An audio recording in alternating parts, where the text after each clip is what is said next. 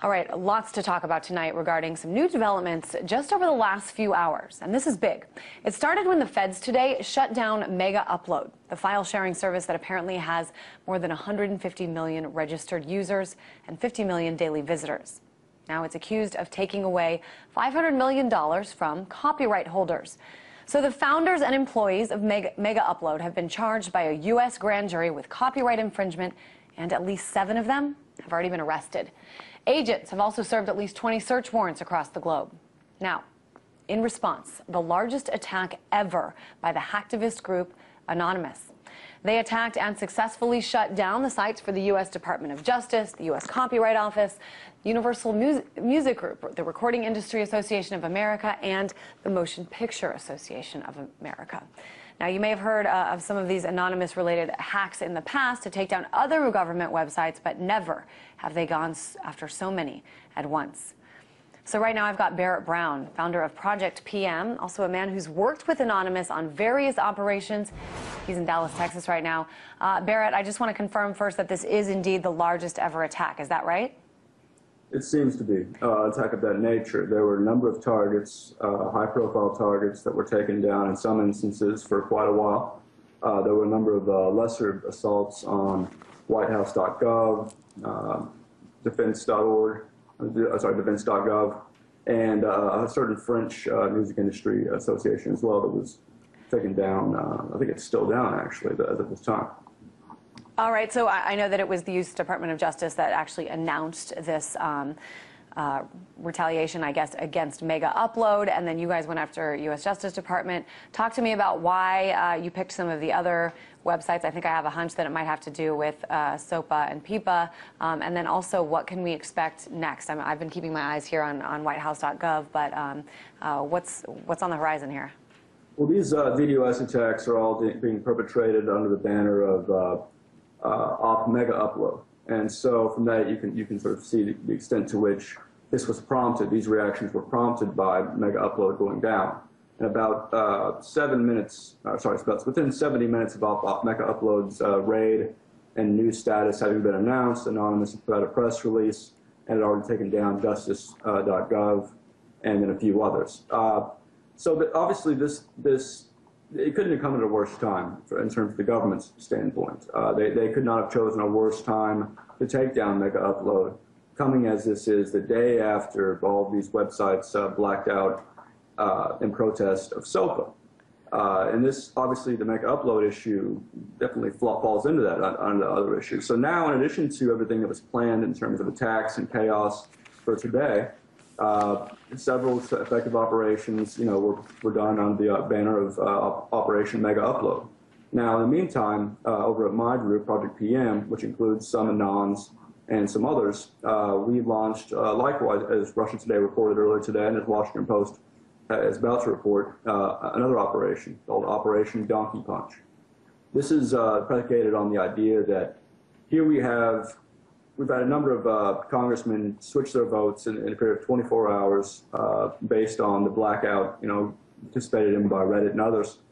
While also with these Democratic congressmen who are still planning to vote yes on SOPA and support it. And the reasoning from their standpoint is that they're not going to get any retaliation. There's so many of them, it'll go under the radar. They'll be able to support SOPA, keep getting their money from their donors in that industry, and move on with their lives. We seek to change that.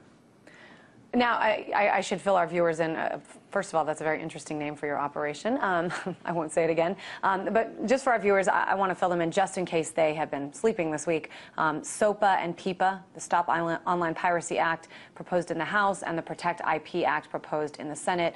As you mentioned, a major change in many lawmakers who were once for it, now coming out against it, especially after some of these blackouts yesterday by the websites, including Wikipedia.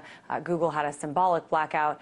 But apparently, Barrett, the government didn't need SOPA and PIPA to make these arrests today. So I'm wondering what you think. I mean, where does this battle go from here?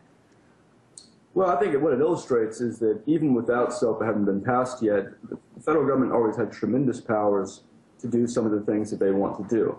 So even without, this is what can occur without SOPA being passed. Imagine what will occur after SOPA is passed, and PIPA and other things of that nature. I mean, they're not giving up on this. This is a war they plan on fighting, you know, to the end, and so do we. So we can expect a great deal of havoc of the sort we see today. We're going to see it. We're going to see it in a stepped-up fashion. We're going to see more people learning how to use the LOIC tool that's used in taking down websites. That's what I was going to say, Barrett. I mean, what does it mean when you say this will not end until you succeed? I mean, obviously you succeeded momentarily, or Anonymous succeeded momentarily in shutting down some of these websites, but you know they're back up right now. What are you hoping to achieve? Well, this is a long effort. A victory will look like this. There will not be any more bills floating around the Senate with the intent of doing these things.